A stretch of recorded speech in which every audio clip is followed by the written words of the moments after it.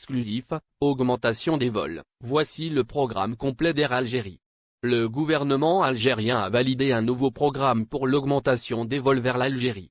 Les frontières de l'Algérie sont ouvertes depuis le début du mois de juin dernier, et après plus d'une année de fermeture. Toutefois, cette décision ne concerne actuellement que les lignes aériennes, et le nombre de vols demeure fortement réduit. Au départ de la France, où réside la plus grande communauté d'Algériens expatriés, la compagnie aérienne nationale assure 2 liaisons hebdomadaires au départ de Paris et une seule au départ de Marseille. De leur côté, Air France, Transavia, AS et l'Airline et Vueling Airlines opèrent chacune un seul vol par semaine. Face à cette situation, la diaspora algérienne réclame, depuis plusieurs semaines, l'augmentation du nombre de rotations avec le territoire national. La suppression de la mesure de confinement obligatoire des voyageurs, en date du 26 juillet dernier, a d'ailleurs suscité une nouvelle fois les espoirs dans ce sens.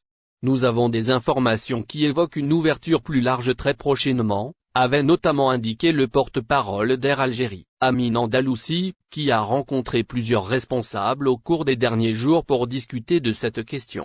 Augmentation des vols. Voici le programme complet d'Air Algérie. Selon des sources proches de ce dossier contactées ce mardi par Algérie, le gouvernement vient d'ailleurs de valider un nouveau programme pour l'augmentation du nombre de vols à destination de l'Algérie. Selon nos sources, le dit programme concernera actuellement la compagnie nationale Air Algérie, avec comme nouveauté l'ajout de 3 nouvelles lignes avec Londres, Dubaï et Montréal. Toujours selon nos sources, le programme devrait être appliqué comme suit.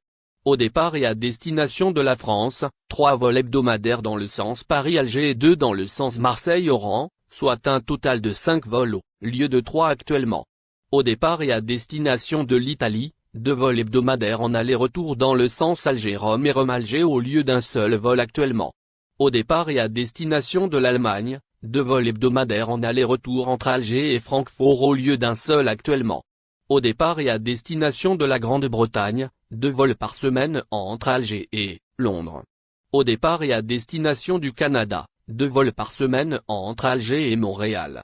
Au départ et à destination de la Tunisie, 2 vols par semaine entre Constantine et Tunis, au lieu d'un seul actuellement. Au départ et à destination des Émirats Arabes Unis, 1 vol hebdomadaire entre Alger et Dubaï.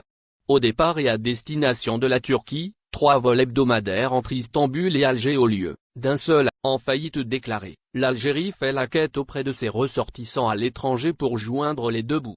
Le consulat général d'Algérie à Genève vient de rendre public un communiqué des plus surprenants appelant à la charité des ressortissants algériens résidant en Suisse pour venir en aide à leur pays éreinté par la gestion calamiteuse de la crise sanitaire du coronavirus. Dans ce communiqué urgent, l'Algérie lance un appel à la générosité de ses ressortissants résidant en Suisse désireux d'apporter leur contribution financière ou matérielle, afin de sauver des vies et soigner les patients atteints de Covid-19 dans le pays. S'il est tout à fait naturel et humain que la solidarité s'exprime et s'organise en temps de crise et de difficultés, en l'occurrence celle que nous vivons aujourd'hui, il n'en demeure pas moins que l'appel à la charité publique d'un pays pétrolier qui ne cesse de se targuer de posséder le meilleur système de santé en Afrique, voire du monde, reste un fait inédit. Le communiqué alarmiste du consulat algérien est d'autant plus surprenant que le pays s'obstine à dépenser des milliards de dollars pour l'achat d'armes et d'équipements militaires, pour mater la colère de la rue, entretenir le lobbying anti-marocain à travers le monde et financer les milices terroristes du Polisario.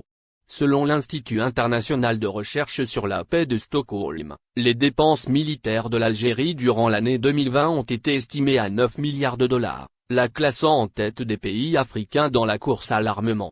Pas besoin de rappeler dans ce même contexte combien de milliards le contribuable algérien dépense pour la cause perdue d'un peuple chimérique, créé de toutes pièces par les grabataires du régime dans le seul but de déstabiliser le Maroc.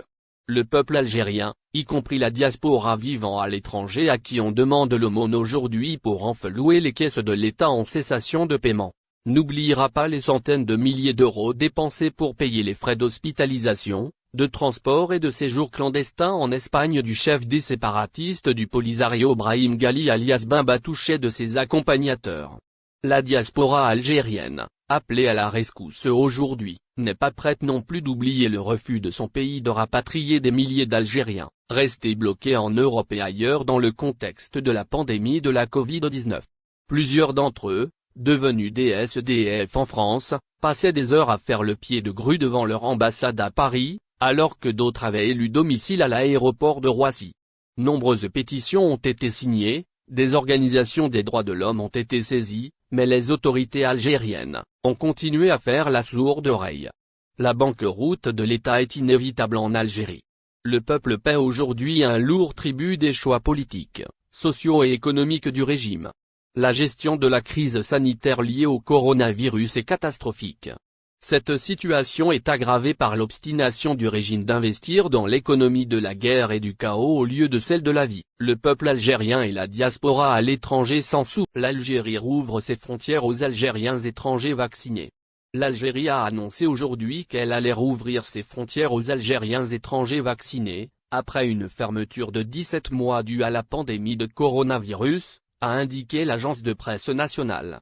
Le ministère du Tourisme algérien a annoncé que le royaume ouvrira ses portes aux Algériens étrangers et lèvera la suspension de l'entrée pour les détenteurs de visas touristiques, à partir du 1er août, a rapporté l'agence de presse algérienne. Les voyageurs pleinement vaccinés avec les vaccins approuvés par les autorités algériennes, Pfizer, AstraZeneca, Moderna ou Johnson & Johnson, pourront entrer dans le royaume sans avoir à respecter de quarantaine, s'ils font la preuve d'un test PCR négatif de moins de 72 heures, a précisé l'agence. L'Algérie, qui a investi des milliards dans l'industrie du tourisme pour diversifier son économie pétrolière, a délivré ses premiers visas touristiques en 2019. Entre septembre 2019 et la fermeture des frontières en mars 2020, elle a délivré 400 000 visas touristiques. Depuis le début de la crise sanitaire, l'Algérie a officiellement enregistré plus de 523 000 cas de coronavirus, dont 8 213 décès. À ce jour, 9 millions de doses de vaccins ont été administrées pour une population de 35 millions, mais le gouvernement a annoncé qu'à compter du 1er août, la vaccination serait obligatoire pour entrer dans les établissements publics et privés, y compris les établissements scolaires et les lieux de divertissement, ainsi que pour utiliser les transports publics. L'Algérie a annoncé vendredi qu'elle allait rouvrir ses frontières aux touristes étrangers vaccinés, après une fermeture de 17 mois due à la pandémie de coronavirus, a indiqué l'agence de presse nationale. L'Algérie n'a toutefois pas annoncé de lever des restrictions pour entrer le territoire. N'oubliez pas, abonnez-vous à notre chaîne Info du jour et activez les notifications pour recevoir nos publications en temps réel.